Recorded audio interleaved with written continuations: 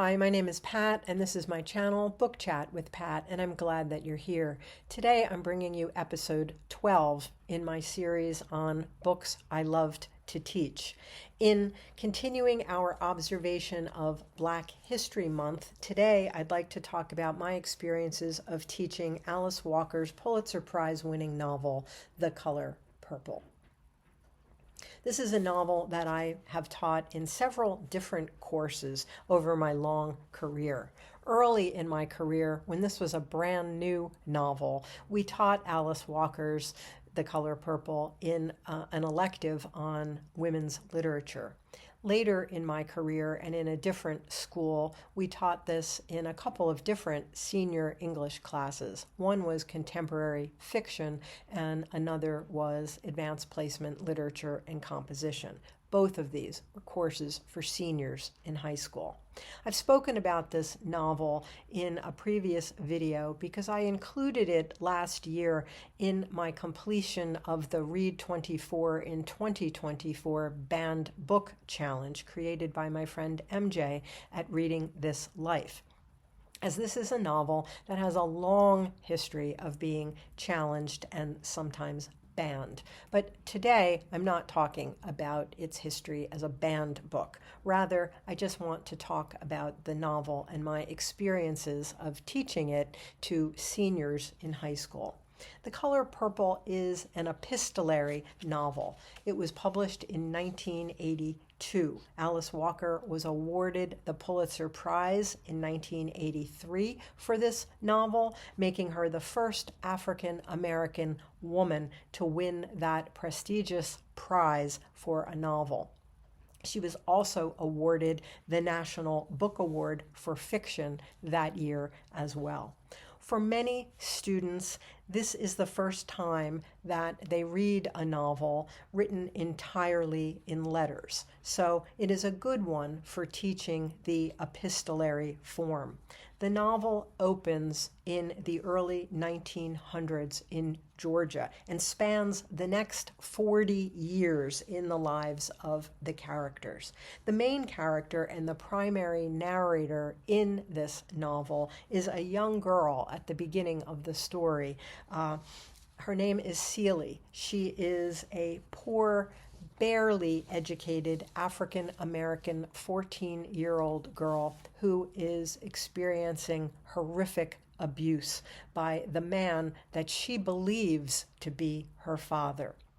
The novel opens as letters that Celie is writing to God because her father tells her that she better not tell anyone but God what is happening.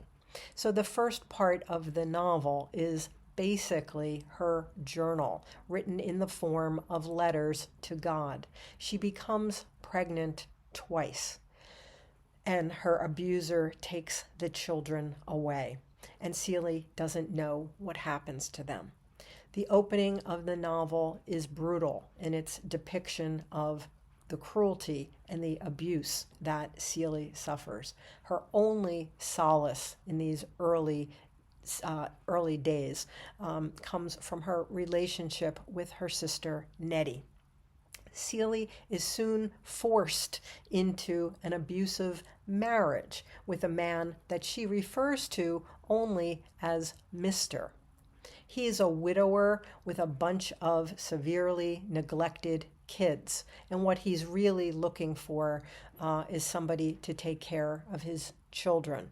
He actually wanted Nettie, but their father will only allow Celie to go, and so he accepts Celie as his wife. At one point, Nettie comes to visit, but when she fights off Mr.'s advances, he forces her to leave. Nettie promises that she will write to Celie, but Celie doesn't receive any of these letters for a very long time. As if life isn't bad enough for Celie, she is soon left to care for her husband's mistress, Shug Avery, who comes to visit, and she's in very, very poor health.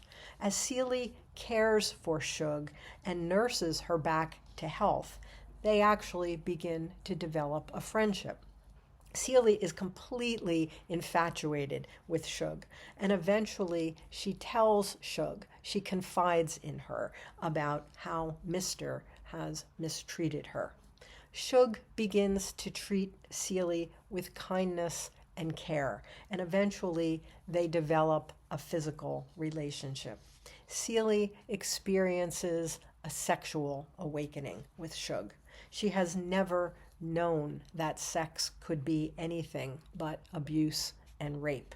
She had no idea that there could be anything like joy associated with it until she meets Shug. Shug goes on to continue her relationship with Mr., and she also eventually marries someone else, someone entirely different. But Celie's life has been forever changed by this relationship.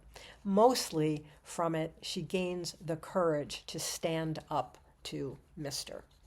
Most people read this novel as Celie's journey to becoming a fully independent woman. Her story is one of great resilience and overcoming unimaginable obstacles. She gains strength primarily through her relationships with the women in her life, her sister Nettie, her stepson's wife Sophia, and Shug Avery. Without giving anything else away, I will say that this is ultimately a novel of survival and triumph. Celie survives and she thrives. She does not actually lose everyone that she loves. In fact, she ends up with a community of love all around her. The novel was soon adapted into a movie directed by Steven Spielberg and starring Whoopi Goldberg, Danny Glover, and Oprah Winfrey. It was a box office success, but it was not without controversy, and it was nominated for 11 Academy Awards. But in a complete and total snub by the Academy, it won none. 11 nominations, and it didn't win any. Whoopi Goldberg did win Best Actress in Drama in the Golden Globe Awards, and the American Film Institute includes it on its list of most inspiring movies. The Color Purple was also made into a Broadway musical that ran from 2005 through 2008. And there was a Broadway revival from 2015 through 2017. Most recently, in 2023, a new musical film opened in London in November of that year and on Christmas Day of that year in the United States. It is, of course, disturbing to read about a 14-year-old being abused, being sexually abused by a family member. And the domestic abuse that Celie encounters in her marriage is also painful to read about. These are indeed challenging subjects to discuss with a class of young adults. But the novel is about more than abuse. Rather, the point of the novel is that Celie overcomes seemingly insurmountable odds to lead a joyful and independent life, largely because of the powerful relationships that she has with the women in her life. One of the topics that we study in depth when we read this novel is the way in which each of Celie's primary relationships helped her to survive and ultimately to thrive. At one point in the novel, Celie discovers that her sister Nettie is actually alive and well and living with a family of missionaries in Africa. Although Nettie has been writing letters to Celie all along, Celie has not been receiving these letters. She gets them all at once. And for a while, the novel becomes the letters from Nettie to Celie, depicting her life in Africa. While there are some aspects of this section of the novel that seem implausible and perhaps too coincidental, they do work toward the overarching theme of resilience and of reconciliation. It is significant, too, that at this point, Celie starts addressing her letters to Nettie rather than to God, suggesting to the reader that she has a newfound hope of having loving connections here in this life on earth. Another thing that we would explore in our discussions, in addition to the themes of survival and resilience and reconciliation, is the way that Alice Walker developed a central metaphor and then carried it throughout the novel. The metaphor of sewing and quilting runs throughout the work.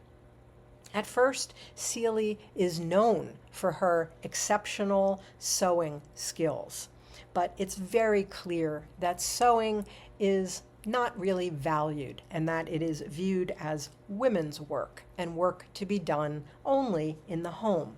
But as the novel progresses, Celie uses her sewing skills as a way to bond with the other women in her life.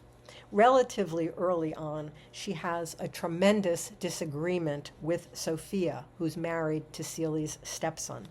When they are finally able to reconcile, Celie and Sophia take to using some old curtains to sew them into a quilt. And as they sew, they talk and they repair their misunderstandings. Later, when Celie is nursing Shug back to health, she teaches Shug how to sew, which Shug does at first with long and crooked stitches. As Celie and Shug continue to quilt together, Celie says, quote, "For the first time in my life, I feel just right." Later, after observing Celie work a plow on the farm, Shug suggests to Celie that she might want to sew herself some pants, which would be more appropriate for the work that she's doing than the dress that she's wearing. Celie does so. And this suggestion actually leads to Celie creating a whole line of pants that she can sell. She makes them for men and for women. And this eventually leads to her becoming financially independent. It is also sewing that connects Celie to the children that she had been forced to give up as a 14-year-old. But I won't go into detail about how that happens because I don't want to spoil a really important part of the novel. Sewing and quilting become a metaphor for the connections that Celie has with others and to the community of love and support that is stitched all around her like a patchwork quilt. One year I was teaching this novel with in my 8th period contemporary fiction senior class. This was a group of kids that I absolutely loved. I remember that it was June. It was just days before graduation. We were talking about this novel, and we were talking specifically on this one day about this sewing and quilting metaphor. We were finding examples of it all throughout the text and talking about what they mean. Well, I happen to say offhandedly that every time I teach this novel, every time we talk about this metaphor, I always find myself wishing that we could make a quilt, that we could make a class quilt. Well, that particular year, I had a student who was about to go off and study fashion at the Fashion Institute of Technology. She came up to me after class and she said, we could easily make a quilt. She said that she could teach everybody how to do enough sewing so that each member of the class could sew a little panel that we could then put together into a class quilt. And that's what we did. In the last few days before their graduation, we made a class quilt. I've shown this in another video, but I'm going to show it again. So this is the class quilt that my 8th period class made that year. And every student in the class has a patch in in this quilt. Each one of these patches represents a different kid, and they could put whatever they wanted to. Some did things that symbolized them and their interests. Some did things just about the class, books that they loved. There's a lot of references to the kite runner in here because this class also loved the kite runner. My little patch is right in the middle. Ms. M loves period 8. And then it goes on. And every single kid is in the quilt. And then the back of it is purple, for the color purple. And everybody signed the purple patch in the middle too. So you can see the whole thing.